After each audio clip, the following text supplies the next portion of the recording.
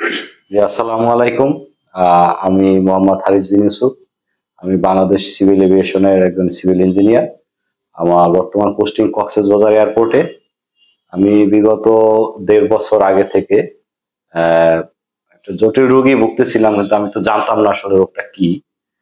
আমি সবসময় টয়লেটে গেলে প্রচন্ড ব্যথা হইতো, রাত্রে খুব জ্বর আসতো, অ্যান্টিবায়োটিক খাইতাম আবার কমতো, আবার ১৫-২০ দিন ভালো থাকতাম, আবার জ্বর আসতো, ব্যথা হইতো। তো পরে বাথরুমে যখন যাইতাম তখন টয়লেট করতে গেলে বেশি ব্যথা আসতো। তখন আমি বেশ কিছুদিন খেয়াল করলাম যে আমার পায়ুপথের পাশে এক জায়গায় ফুলছে, এবং নিচের দিকে অনেকটা ফোলা একটা অংশ, একটু ফোড়ার মতো আর কি। তো আহ, মাঝে মাঝে আমি চাপ দিতাম, তখনও কিছু বের হইতো না। কিন্তু পরবর্তীতে মাস ৪-৫ মাস যাওয়ার পরে চাপ দিলে পুজ বের হইতো। তখন আমি কক্সবাজার মেডিকেল কলেজে যাই, একজন মেডিসিনের ডাক্তার দেখাই। উনি আমাকে ১৪ দিনের অ্যান্টিবায়োটিক দেয়। খাওয়ার পরে আহ, একটু ভালো ছিলাম, আবার ১ সপ্তাহ পরে আবার ব্যথা। তো পরবর্তীতে ওনার কাছে যাই, তখন উনি সাজেস্ট করে যে আপনি একজন সার্জারি ডাক্তার দেখেন। তখন আমি কক্সবাজারে আরেকজন সার্জারি ডাক্তারের কাছে যাই। তো উনি আমাকে দেখে উনি বললো যে আপনার এটা পেকে গেছে, অ্যাবসেস হয়ে গেছে, আপনার এটা কেটে ফেলতে হবে। তো আমি ফোড়া মনে করে ভয়, যেহেতু এটা প্রায় ১ বছর তখন অলমোস্ট হয়ে গেছে, তো পেইনও হচ্ছে, আমি আর দেরি করিনি, আমি ওখানে ভর্তি হয়ে যাই। উনি অপারেশন করে এবং ওটা উনি কেটে ফেলে। এবং কাটা অপারেশনে যতটা না কষ্ট, এরপরে যে ১ মাসের ড্রেসিং, ৪ সপ্তাহ গরম পানির মধ্যে প্রতিদিন টয়লেট যতবার অতবার প্রবেশের দিয়ে ১৫ মিনিট করে বসে থাকা, এটা খুব পেইনফুল, ব্যথা। একদিকে পরিবারের সবাই অস্থির। তো এভাবে গেল, কিন্তু আমার এই ঘাটা শুকাচ্ছে না। তো অপারেশন করার পরে প্রায় ৩ মাস পর্যন্ত এইরকম ড্রেসিং চলতেছে, তো ঘা শুকাচ্ছে না, একটা জায়গায় একটু কাঁচা থেকে যাচ্ছে। পরবর্তীতে আমি ঢাকায় আসি। ঢাকায় আইসা তখন এই আমাদের এই যে professor doctor S M Irfan sir, ওনার সন্ধান পাই যে এরকম পান্থপথে একজন আছে, উনি ভালো অপারেশন করে। তখন আইসা স্যারকে দেখাই, স্যার দেখার পরে উনি চেক করে উনি আমাকে বললো যে আপনার এটা তো আসলে শুকাবে না, আপনি আরো ১ বছর ওয়েট করলেও শুকাবে না, এটা আসলে ফিস্টুলা হয়েছে, আপনার এটা ফিস্টুলাটা অপারেশন করতে হবে, রিসার্জারি করতে হবে। তো তখন আমি তো একবার ওই ম্যানুয়ালি করে আমি ৩ মাস খুব সাফার করলাম। তো আমি স্যারকে বললাম যে আপনি কি আবার এরকম ড্রেসিং দেবেন কিনা।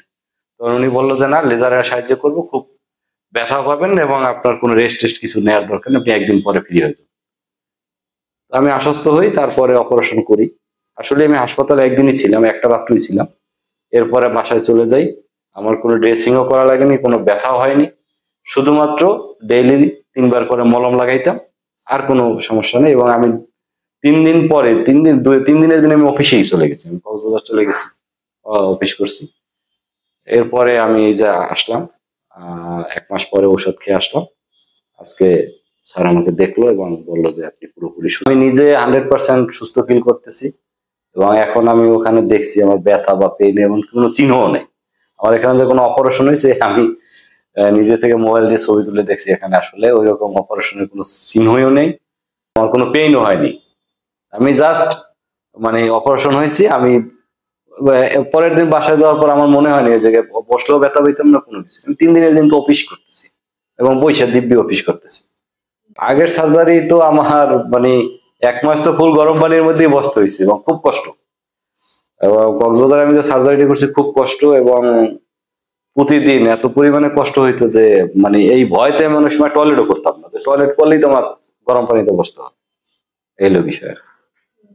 যাক, আলহামদুলিল্লাহ এখন আমি পুরোপুরি সুস্থ, খুব ভালো আছি। আমি মনে করি যে যারা এই এই ধরনের পায়ুপথের আশেপাশে ফুলে গেলে, আসলে এটা আমরা বলতে পারবো না কোনটা ফিস্টুলা বা কোনটা অ্যানাল ফিসার। আর ইরফান স্যার আসলে খুব দক্ষ মানুষ, ওনার অপারেশনের আমার কাছে যেটা মনে হয়েছে যে অপারেশনটাও খুব কস্টলিও ছিল না, এবং চিপ রেটের ভিতরে, তাছাড়া আপনার আরামদায়ক। তো কোনো ওই গরম পানির মধ্যেও বসা লাগে না, বাজার বা যে যেখানেই থাকুক না কেন, আসলে এই বায়ুপথের রোগগুলো আসলে খুব কষ্ট দেয়। সুতরাং কষ্ট পাওয়ার আগেই এ ধরনের কোনো সিমটমস দেখা দিলে, বায়ুপথের আশেপাশে ফুললে অবশ্যই ভালো। বিশেষ করে আমি তো প্রফেসর ইরফান স্যারকে দেখে খুব স্যাটিসফাইড। আপনারা এখানে আসতে পারেন, এখানে এসে দেখাইতে পারেন। স্যারের অভিজ্ঞতা এবং ওনার অপারেশনের আমার কাছে একদম ব্যতিক্রম লাগছে, আধুনিক চিকিৎসা। আমি আজকে আসলাম, স্যার আসতেও বলেনি, আমাকে বলেই দিছিল আপনি সুস্থ হয়ে যাবেন।